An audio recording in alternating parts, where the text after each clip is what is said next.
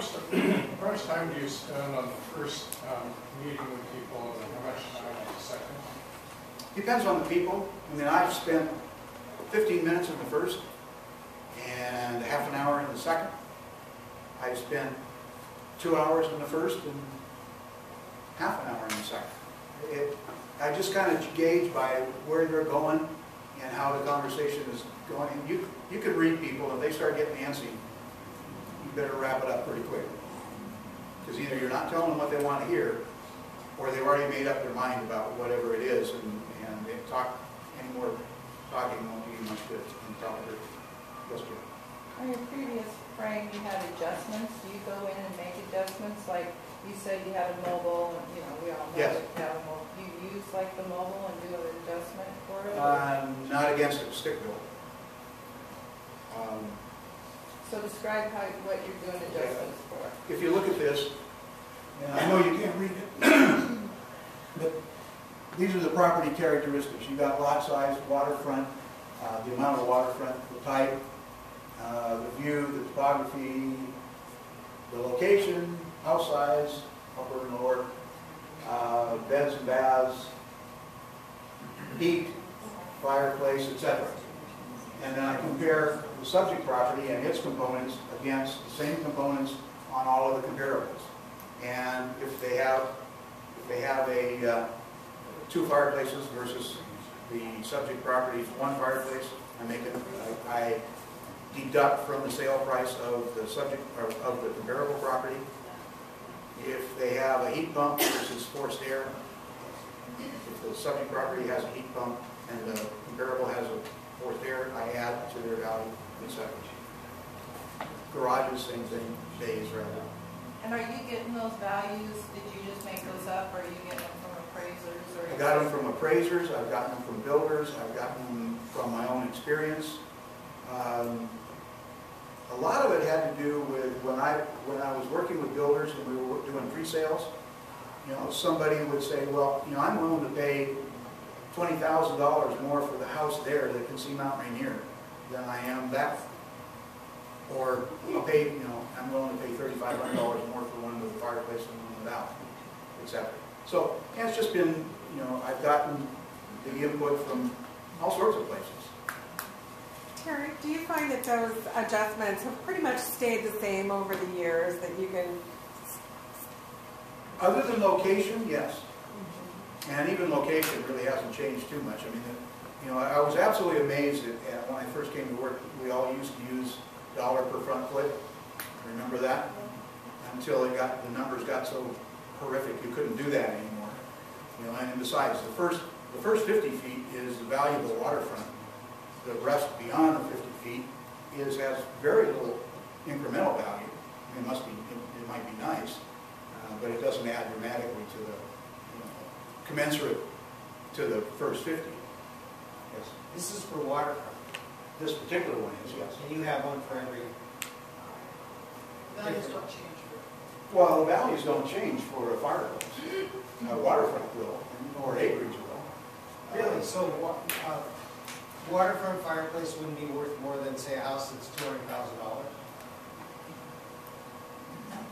Depends on the man. I'm saying a $200,000 house is going to have a $3,500 fireplace. Actually, or does it? Sure. And yes, if you have, Brian, the fireplace in what's his name's place out at Olympic View Loop, Right. I probably gave him substantially more for his fireplace than $3,500 for this 2.5-story rock fireplace. Yes, it gets, but then it becomes a bit more subjective because no, it's not a $3,500 adjustment.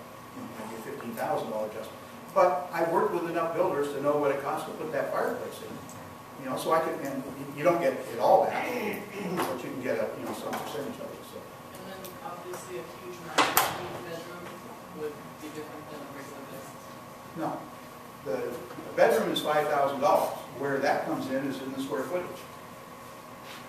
I mean, you're not going to give the empty space in the bedroom disproportionate because it's in the master suite. A disproportionate amount of $ per square foot. You probably are going to give your bathroom a disproportionate amount vis-a-vis the one that's with the hall bath.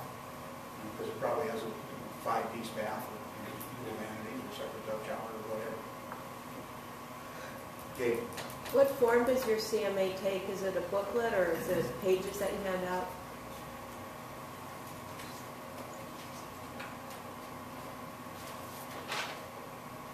It's in a booklet, I bind it. Okay. Jen?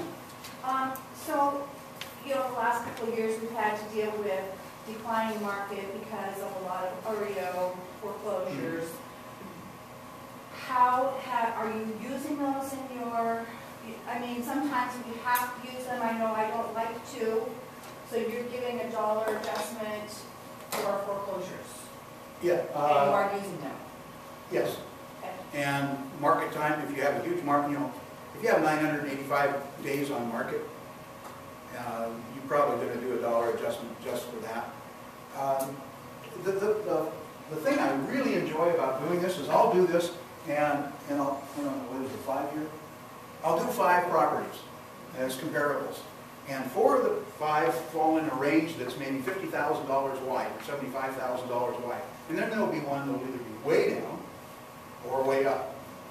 You know, so that one needs more research to find out what happened there, because you're going to have to explain it to, Mr. or Mrs. Seller. You know, and I had one, Penny had one, and that was just way the heck gone down below the rest of the range. So I called Penny up and said, what's going on? She said, this guy told me if there wasn't a contract on it in 2 weeks, he was going to get another agent. So, I mean, that explained that. Likewise, there was one, I don't remember the specifics on it, but I remember there was $50,000 something or other.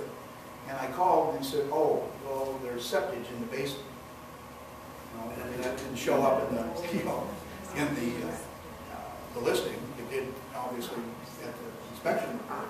And as a consequence, the people, I guess, went ahead and bought it and dealt with the septic. But, unless somebody puts that in there, and you're not going to know it.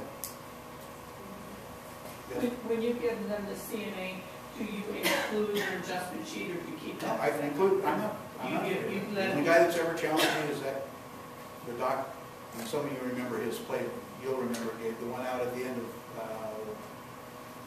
what's the one that leads to Weed Lane? Aldo? Yeah, out at the end of Aldo, that view property, or actually, I guess, yeah, the view property. It was kind of a screen for anyway, and the thing I like about this is because it's very difficult for them to argue with it. They might challenge little bits and pieces, but so you challenge that I said $3,500 for 2 fireplaces versus 1. In the overall scope of things, when we're talking about $678,000, what the hell difference is $3,500? The individual component doesn't make a huge contribution to it one way or the other, up or down. And that goes to my sticks and bricks comment. It's just sticks and bricks. Yes. You made reference to, if they have a Viking range, it doesn't mean that much. What if they've got the whole package, exotic wood floors throughout, and then the dollar per square foot price or value that I use is going to be higher than the one that's got the photo finish, trim package and the oak bullnose self edge and laminate countertops. And the Melmine cabinet package. What? That was also the nice part about working for a builder is I found out what the difference in prices of all those things were. All right. So anyway, I give them this, and then we sit down and do the real work of talking about, where are we? Where do you fit? Where are you going to be in this price range? What's your motivation, etc. Once they pretty well indicated to me that, okay, here's where we are, here's where we're going, then we sit down and talk about the marketing plan, and I give them very specific, it's like day minus 10 out through the first 45 days. I'd love to think that it gets sold in the first 45 days, and there was a time when that was the case, but not now. Well, actually, for the affordable stuff, that's still going to be the case if you have a price. Anyway, we talk about the marketing plan. What are the components of your property that we're going to be marketing? What are the strengths and what are the weaknesses? And how are we going to deal with the weaknesses? How are we going to extol the virtues of the strengths? What media are we going to use, etc. After I go through that, then I go through the the costs and Go back. There. oh, then the next steps. Well, seller's costs and that, then the next steps, and then we'll talk about that when I get a little bit further down, and then offer considerations. And I'm just adamant, and I'm going to get back to offer considerations, I'll be adamant about that. All right, identify your target market. Identify the advertising platform that you're going to be using for this. I'll touch on it briefly. Develop the marketing strategy. How you can hit it all at once. Basically, go for the moon and run out of budget, so you don't have anything for the remainder. Or you can bring it out in some sort of orderly fashion, or do a large splash at the beginning, and then the rest come as it rolls out. Establish a budget for that marketing strategy, and establish timelines as to when you're going to bring out those components. That's what it looks like. This one happens to be day -4 down through day 31 plus. And you'll notice that I'm starting to talk about price adjustments in here somewhere. Yeah. So you want to start that conversation early. And I will be honest, I'm not real good at that. I don't like having that conversation with the seller. Not because I'm afraid to, but because I'm pretty sensitive to the sellers and what my obligation is, and I feel strongly that my obligation is to maximize their the sale price. But unlike, or I shouldn't be so sensitive to it that I jeopardize it by having it on the market for 90 days or 120 days, if I can help it. Or have that conversation with them, one or the other. All right, seller's costs and net sheet. I assume all the prices, when I do this, I assume all the prices in the range that I'm talking about in terms of what the analysis did. So I start at the lowest number and I go all the way to the highest number, so that when the offer does come in, when it comes in, 12% below the list price, they aren't blown away by the fact that they're no longer getting a net of 320, it's 209,000 or something. And then I calculate the cost of each of the sales prices, and I contrast that net to their debt situation, so they know what their bottom line is. And then I talk about the discretionary costs, septic, well, other things that might be there that we know about. And that's the format that it takes. And this is really easy. I mean, all I did, so my scanner got a little confusing. Sorry. Excel is a great tool. It's amazing what you can do with Excel if you're conversant with all of its capabilities. And I'm not, but I used to have it in a system